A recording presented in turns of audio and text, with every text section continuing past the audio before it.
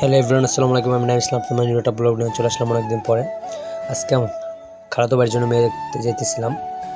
তা শুধু মেয়ে তো দেখলে হবে না, আমার আঙ্কেলের তো হক আছে। তা আমার আঙ্কেলের জন্য মেয়ের আম্মুরও দেখতে হবে।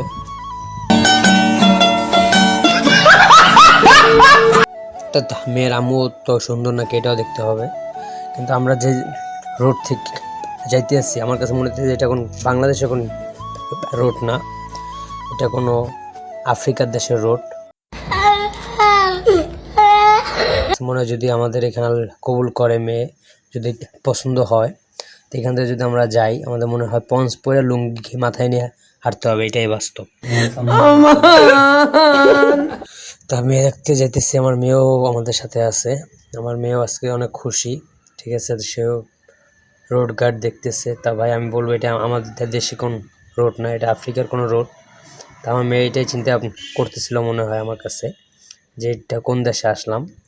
তো এখানে যে রোড ভাই, এই রোডে যদি আল্লাহ না করুক যদি মেয়ে পছন্দ হয়, আমার ভাই তো আজকে অনেকটাই খুশি, ঠিক আছে। যে তার জন্য মেয়ে দেখতে যাইতেছি।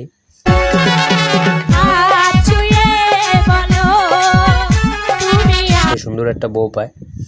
আর এদিকে দেখেন আমার ভাবি, সে তো হাঁটতেই পারতেছিল না।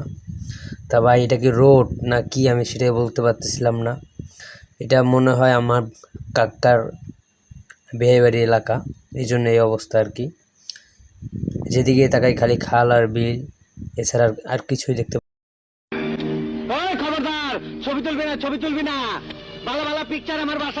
সে ক্লান্ত হয়ে গেছে, মনে করছে যে রোড শেষ, কিন্তু আসলে তো রোড শেষ না, রোড মাত্র শুরু।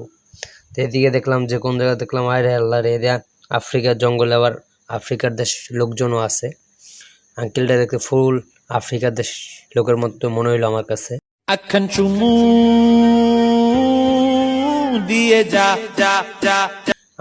খালতো ভাই তো বলতেছে ওইটাই মনে হয়। আর আমার ওয়াইফ তো আসতেছে আমাদের আগে সবাই, যে সে তার বোনেরা দেখবে। তা আমরা চিন্তা করছি যদি মেয়ে পছন্দ হয়ে যায় এখনই নিয়ে যাব, এখন দেখি আল্লাহ কি করে। কিন্তু ভাই রোড গার্ডের যে অবস্থা, মনে হয় না কিছু করতে পারবো আমরা।